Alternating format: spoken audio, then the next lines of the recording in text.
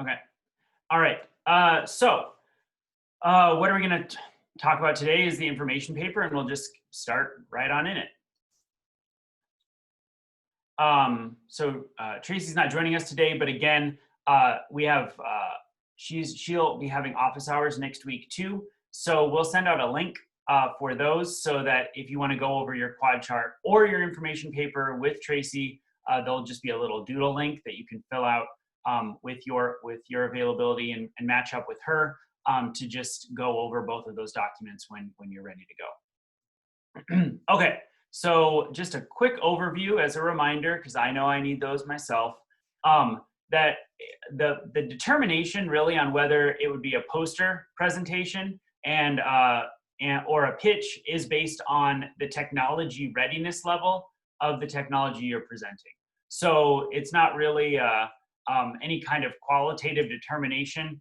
It's just how far along in the process are you. So if you have more of a concept to share, some sort of research topic, research idea in the kind of early stages of development or early field testing or early lab testing earlier, then those would be kind of 3 to 5 technology readiness levels, and those would be more posters. If you have, though, a fully formed, functioning prototype, kind of this thing's ready to go, it's ready to be deployed in the field, we're ready to package 10,000 units and sell it to you, then those are 6+, and those would be more pitches. So some people are pitching both. You know, we'll present a poster because they have an earlier stage concept, but then they have they'll be pitching like a company idea as well that they've maybe been working on for a little bit longer. So just know that that's kind of the cutoff, and you may have one of one and one of the other, or both of one or both of the other, or one of each, and that's fine. It's just kind of where your technology falls on that time, or on that TRL line that we've already talked about. Again, like I mentioned, we're trying to form this kind of cohesive package that of documents. So we've got the quad chart, and I guess how I just was thinking about those this morning actually is your quad chart's kind of your top level information. So that might go to a commanding officer or something like, this is interesting. This is kind of basically what this could do. And so then they would say, oh, well, that's really interesting. I'll pass that on to our engineering group or whatever to think more about this and actually see how you would deploy this concept in the field. And so that's where the information paper is then you're building on that and providing more details and more technical details for kind of the engineering crowd, or you've got the Army Corps of Engineers or something like that to say, their commanding officer says, yeah, we need to make this investment.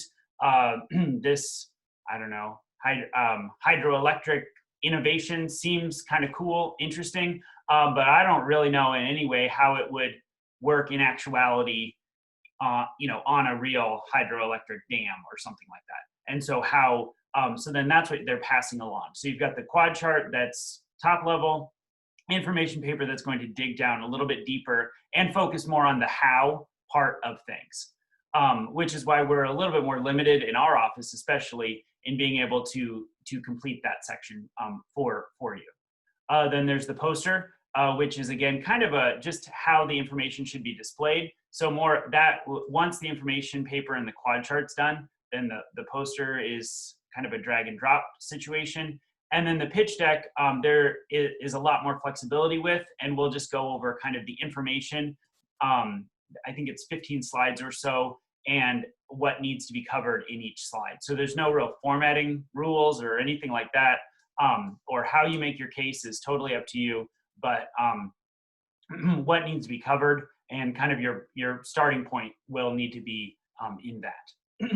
You'll receive real-time feedback on the technology transfer day, and then there'll be post-event kind of socialization where they share that information around potential customers throughout the DoD. Although then it would be up to you to follow up with those contacts. So you'll have that contact information.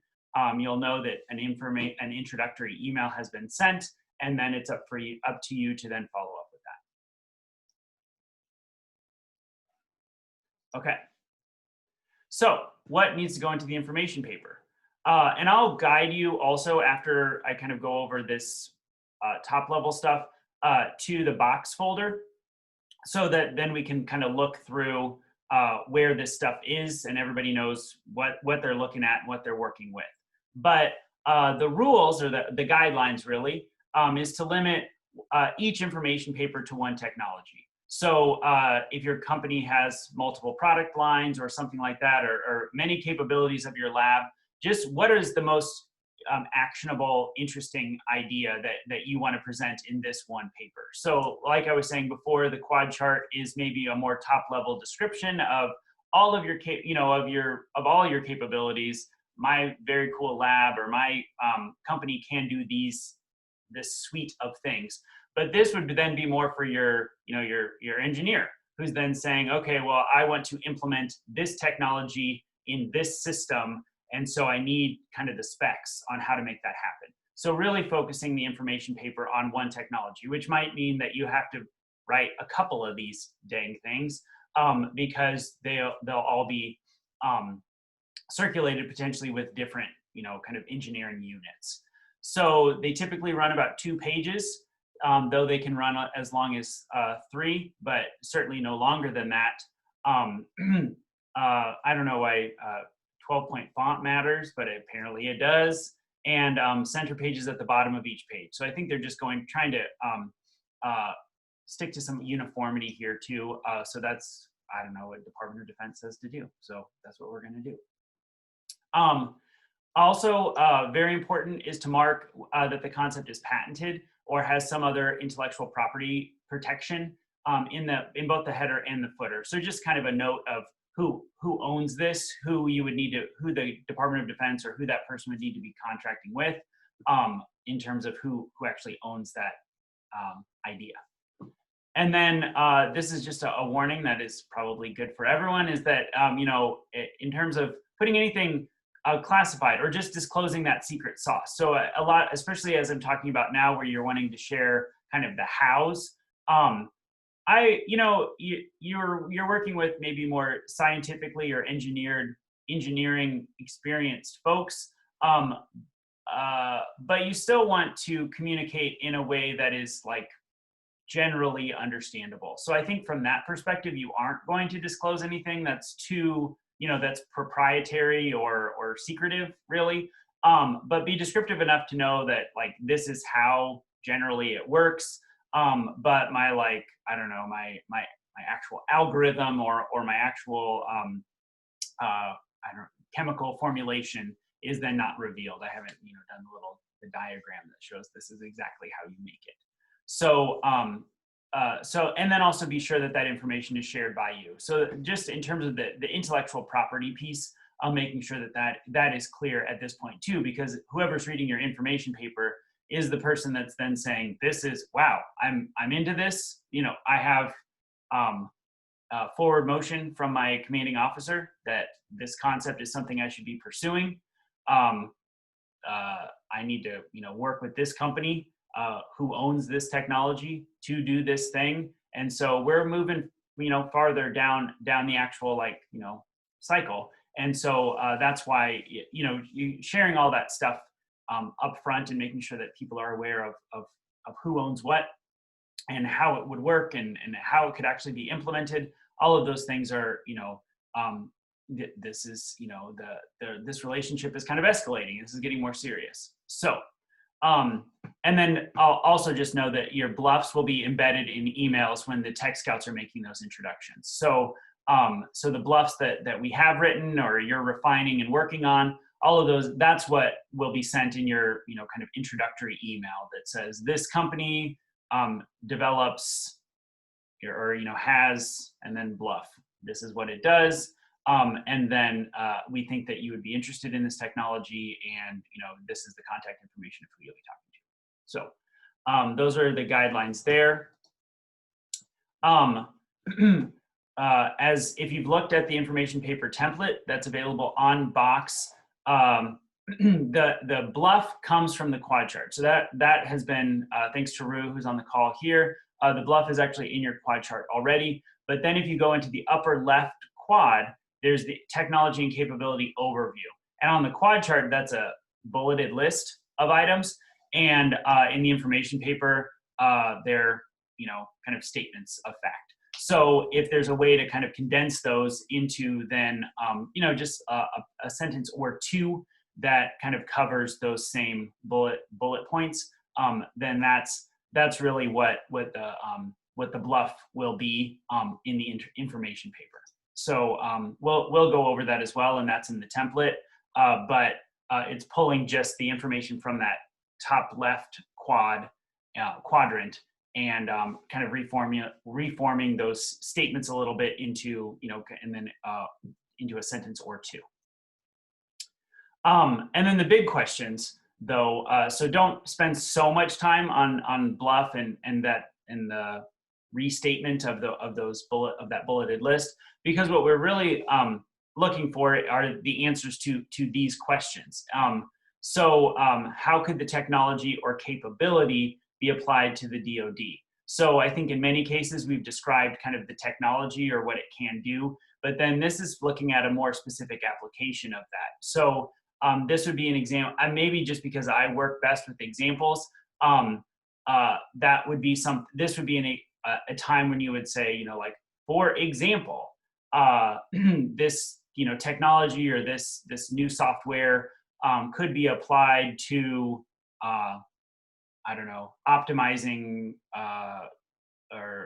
optimizing logistics in the field, optimizing troop deployments across a, uncertain environment in, and then managing your assets or something like that. So then just making it very clear that yes, you're talking about like a logistics software or some sort of optimization piece of software or system that you're, kind of selling or using, but then to just make it very obvious that, you've really thought about how this could be used for a military customer. So if you can say that, kind of more generally, that's fine. But I think also at this point, if you're really talking to a specific, combatant command or to a very specific audience, then you should be able to kind of articulate what an example could be. So why does it fit within this context? Why is that a customer need, that you have identified? And then as Tracy talked about last week, specifying the community of interest, the combatant command, or that very specific customer. And I think that will also help once you've identified the community of interest to then come up with a relevant example to then just use right in that BLUF. What is the TRL? That's one that we've gone over as well. So it's just, again, I'm sure anyone who's written a grant before knows that too. It's not a creative writing endeavor. So it's, my TRL is this. This would apply to X combatant command to fulfill this community of interest, and put that in bold. There's no guideline against that, so I would make those very clear as well. And then what will it take to deploy the technology? That's your concluding statement. It will take X number of dollars and X number of months to deploy the technology. So this is where you're really specifying your ask. So you've got your BLUF. This is what I can do. This is how this is what I can do. This is how it applies in the Department of Defense setting. And then this is how far along I am. And this is, and then I'm concluding with my ask. This is what it would take for me to get where you would like me, where I see myself going, where I could fit here. And so that would be a very clear statement there too, where you're, really talking about like budgets and timelines and things like that. So that's just kind of the section one, the bottom line up front. So they've read this paragraph that will be embedded in an introductory email or whatever, that then gives them a very clear view of what these further conversations would look like. Section two is now where we, kind of maybe could get into maybe proprietary considerations just making sure that you don't reveal too much of your secret sauce, as is in red here, because it is important. Because I don't know that the DoD is particularly interested in, you know, taking that, but you just don't want to make it a public disclosure, and then, when it comes to future filings or whatever, be, kind of in a worse situation. So just don't share anything that that would be proprietary or what have you. Also, because some of this information could then be circulated in a way where it doesn't remain secret. So it's just whatever you feel comfortable or able to share publicly is what you would be talking about here. So, but you are explaining as best as possible, given those restrictions, how the technology works. So again, kind of getting into what your solution does, but what are the technical aspects that make it possible? How does it do what it says you can do? And this again can include, and so if you have research or information or something like that, this would be the technical aspect, maybe that you've published if you're an academic, and like the abstracts or something that could go here. Photos, renderings, graphs, charts, anything that could help kind of make that case for how it works and why this technology is promising in this context would then go into this section too. So that's not something I can speak very much to because it is more of your kind of internal data or the technical information that you are privy to, and you're kind of deciding how best to describe that. But just know that this would be, engineer to engineer potentially who's your audience here. So your audience has changed somewhat. And recognize that between section 1 and section 2. So section 1 is your, kind of layman, kind of commanding officer. They know enough about the science to know whether this seems technically feasible or not, but they're not really the person that is worried about implementation. This is a different audience. This is the person that says, okay, yeah, this is great, very interesting. I am very I've been told, maybe I'm not personally interested in implementing this technology, but I've been told I'm supposed to be interested in implementing this technology, and this is how I would go about kind of making this happen, and these are the answers that I need and the specs to really make that happen. And so revealing as much as little or as much as you can that serves that purpose without obviously revealing too much. So that's the technical specifications there. And then section 3 is kind of the conclusion section. So kind of summarizing the BLUF and technical specifications. What do you want them to remember from this paper? And I'm a big fan of bolding stuff. I don't know if maybe if you bold everything, obviously, then nothing is bolded. So don't go crazy, I suppose. But that's where I fall down, I think, sometimes. But if there's really an important takeaway or a key takeaway, then that's what bold and underline or not italics. Italics doesn't tell you anything, but bold or underline. Make that part memorable, and I think that can really help in those sections too. Then providing a point of contact. So who's the person that's actually going to answer the emails, which is very different than maybe the person who can give company authorization. So who's the more maybe like responsive on their email person who can provide follow-up information and anything like that. So that's important to have there. But then to also know that you may have to get clearance from some other person within the company and to know who that person is as well. So the point of contact and the company authorization, especially in a small company, will be the same person in most cases. And then so the point of contact is the person who can authorize things on behalf of the company. But in the event that that's different, then that needs to be specified as well, because you might be speaking with the point of contact, and that's the person who's answering your calls or whatever, but they can't actually make decisions on behalf of the company. And so both of those need to be included in the information Any help that you might need on these sections, then we will, then Tracy and I are available to help with that. There's her contact information and there's my contact information. And this is kind of the end of the presentation section. If no one has any questions, then I was going to go kind of through like a walkthrough just to make sure people are familiar with the box part and the templates that are in there. So now's your time for questions if you have them. Hey, Josh, I have a quick question for you. Yeah. Can you talk about like what you've seen, like typical pricing structure with government contracts? So especially with software, like we have our typical B2B sales price.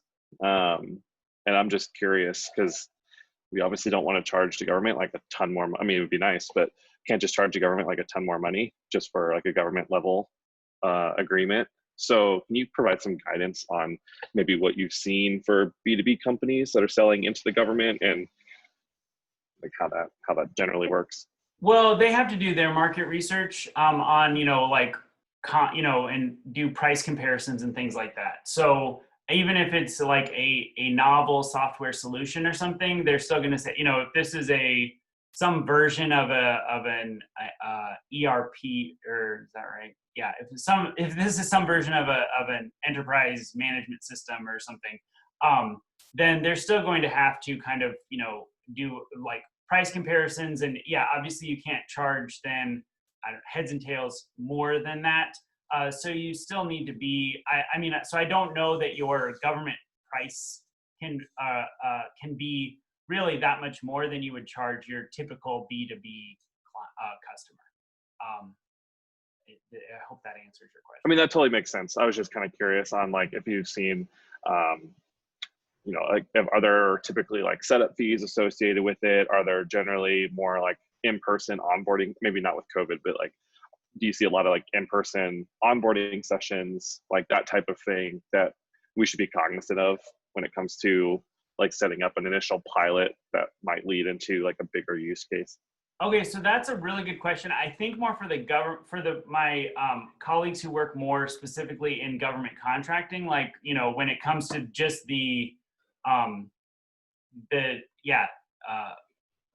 delivering on a contract that one receives with, I don't know, Offutt, for example. So and how they go about charging stuff for that. So I'll follow up with a couple of my colleagues who might have more experience with, just software and there's actually a couple introductions I might be able to make too with some software companies that do contract with the government who would be able to provide probably a little bit more specific industry specific insight there. So I'll make a note. Thanks, Josh. Yeah.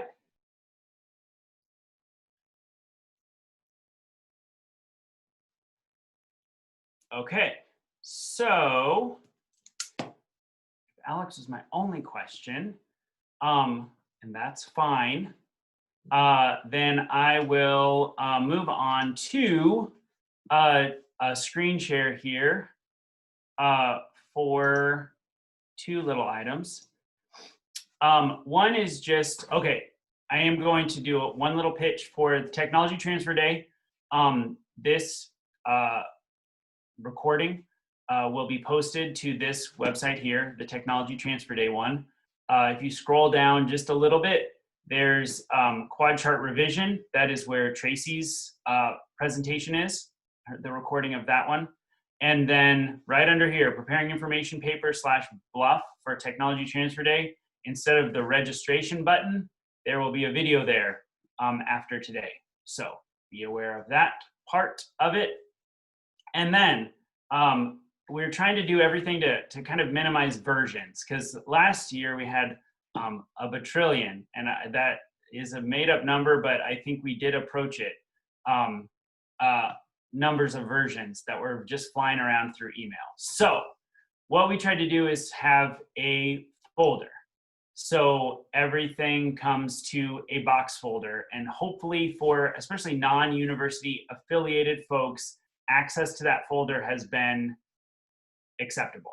So hopefully we can get in there and see what we're supposed to see, what we should be seeing. So there's been so far it's been your quad chart is in there, and then an example of an information paper and a template for an information paper with kind of the beginning parts filled out. So that there should be 3 items in there currently. Next week we will add the poster template as well. So just kind of, I think you'll get an alert, hopefully, as a co-owner, that something has been added to that folder. So when those things get added in there, then those are just kind of your documents to kind of edit, and that allows us to then be able to see what's in there and what's being worked on and things like that. So that's kind of more helpful to us. I guess it's a little selfish, but I think it's been a good system, at least so far. And so then in there, and if you don't have Word on your home computer or whatever, you should then be able to also edit within Box using kind of an online version of Outlook. So that's either possible. That's certainly possible if you're university affiliated, and hopefully that level of access and is available to those among us that do not have a university email address. So that is where the information paper template is. And so I just wanted to go over, we talked about it in a presentation, but it's a little different to look at it in the actual document. So again, it's just labeled information paper. Then you have the name of your technology. And again, like we talked about, there's one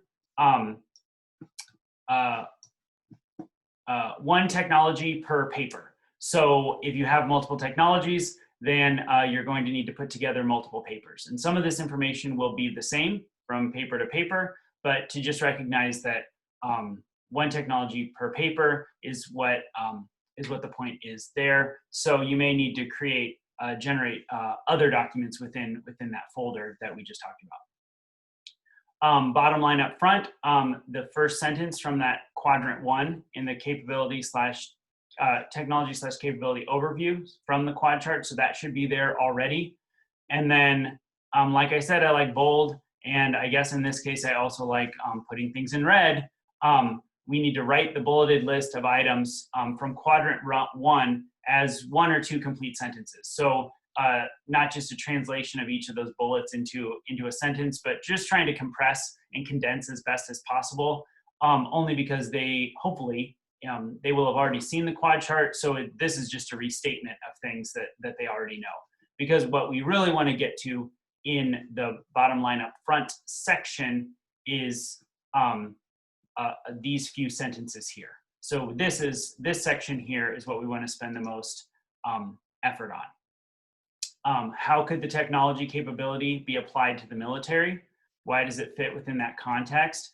And like I said during the presentation here, provide a brief use case explaining how it could be deployed. So how do you envision this technology being used within the Department of Defense? So it doesn't have to be a really long, kind of drawn out anecdote or anything, but in the training of new recruits, that especially in a COVID-19 environment, this online learning management system could be used for, I don't know, the kind of some of the kind of more boilerplate HR administrative functions that would typically be performed in person or something like that.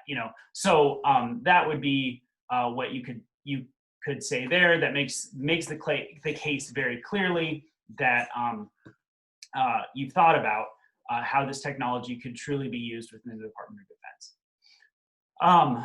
How does that fulfill a need? So this is moving from kind of how it could be used to why it would be used. So why would the Department of Defense be interested in this. And I think that what really does a lot of the heavy lifting here is to then click through to those combatant commands, common capability needs, and to say, this is what we would, this you yourselves, Department of Defense person, has said this is a need.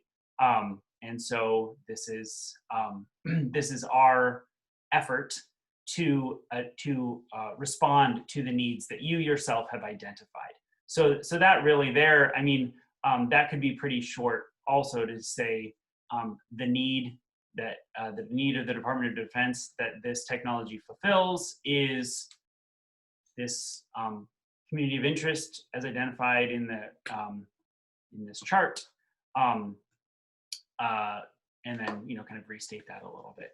And then what is the technology readiness level? And I probably should be bolded here. I've erred because what you need to say is, my technology is currently at this technology readiness level.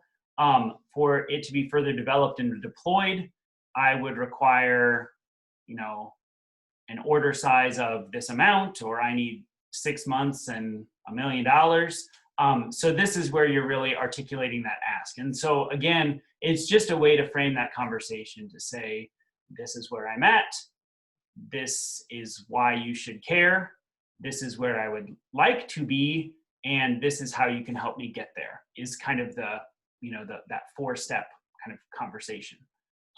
Hopefully I've stated that okay. All right. Then I have this helpful little rule here to just kind of create a little bit of division. Now explain how the technology works. So what it does and kind of how it does what it does. So this is more of a section on the top is maybe more of a like, why should the reader care? And so it is more commanding officer maybe targeted. And then this is your, engineering officer, or I don't know if that's even a rank, probably not. But, this is your engineering group. This is who that, this is who, that's the audience for this section here. So now explain how it works. So someone with more technical with more technical curiosity, technical knowledge, really figuring this part of it out. How does it work? All right, well, it does, it's some sort of, small electrical motor. I use that example a lot. And it delivers some, some volts or it operates on some wattage or something. If there's an electrical engineer, I'm sorry, I just kind of totally butchered what exactly, the requirements of an electric motor would be. But then it would say, well, it delivers this amount of power and, or it operates on this amount of power, and that's just not going to work for our current systems. And so, it's that kind of detailed, more specific decision making that would be made at this level, and so to include that kind of information there. Obviously, you don't want to be out, miss out on a sale because of a voltage consideration or whatever. So say that's adjustable, but as currently devised, it does this. Detailing what it does, and then enough for someone with a technical curiosity, someone with a greater level of technical knowledge to be satisfied that you've thought through some of the technical requirements, the system requirements that would be needed to really make it work. Photographs and renderings would be highly encouraged, and then kind of summarize the BLUF and technical details in a final paragraph. That just kind of brings everything together. Point of contact for all communication that I've discussed earlier, and then also the company authorization. Some other guidelines kind of appear at the end, but I think really if you just kind of work through this document and complete the sections as described here, then you will have met these kind of other guidelines. And maybe in red, I should have never put anything classified or disclosed that secret sauce in your information papers. I just want to reiterate that point now, and to then also make sure that intellectual property considerations and things are also disclosed here as well. So just everyone comes to the conversation knowing the intellectual property position, you know, kind of the ask that is being articulated with what's been put on the table there. And so all that stuff is just, you know, kind of out in the open, because then you can have a more, you know, kind of clear and frank conversation about that. So I'll do one last screen share. Hopefully we're all clear on Technology Transfer Day resources are all at this web page. Technology Transfer Day folder. You have access to just your folder, so you can't. In case anyone's curious about that, you don't have access to look at other participants' information or quad charts. Everybody just has access to their own folder, and so to just be aware of that. And then here is the editable version of that, of the information paper that we've just talked about today. So then here is an example of this. I can't see it. Which I think ours looks way better than this, but this is the example the Department of Defense gives us, and I think that we've created a little bit clearer differentiation in terms of, you know, the BLUF, and then also the more technical details, and then who your contacts are and things like that. But to just know that this is typically what an information paper looks like, and so then that is in your folder as well, so that you have a good sense of what you'd be going for. So that is kind of all I have for this morning. Did anyone have any questions about developing their information paper further, or any other kind of administrative things?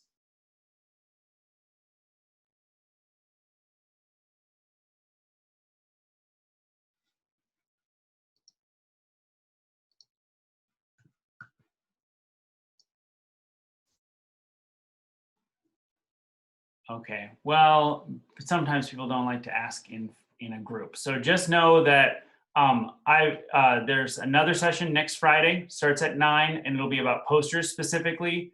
Tracy's available for one-on-ones, and I'll be on the call till 10 also. So if you want to stick around and ask individual follow-up questions or whatever, you can do that. And then Alex, I will talk with my couple of my contacts, either at NBDC and then a few other software people, obviously without revealing anything, or why I'm curious to just see what they do in terms of pricing for the military contracts that they work with. Can I ask a quick question? Yes. This is Tom Helicar. Historically, what is the record of companies or research groups being funded through DoD as a result of this? So we had one company named, okay, let me think.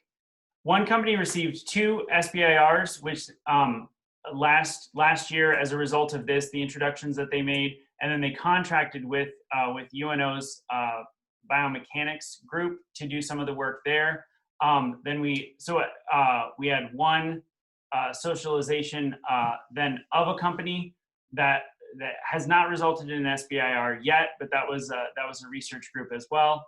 And so then those discussions are ongoing. And then another one that received that then continued on to do kind of field testing and field testing their product and their research and things as well. And then I don't know the status of those discussions either. We had last year was about 25% in terms of success rate of people that then had conversations after the event itself that resulted in either further funding or further looking at those possibilities. Okay, thanks. Yeah.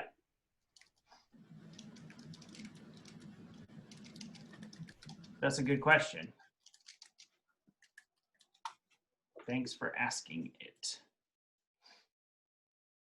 Okay, so everybody have a good weekend. If you are that's all I had. So if you had kind of individual questions or whatever, I'm staying on the line. But otherwise, you know, have a good weekend, and thanks for some of your Friday. Thank you, Josh. Have a good one. Yeah, you too. Thanks.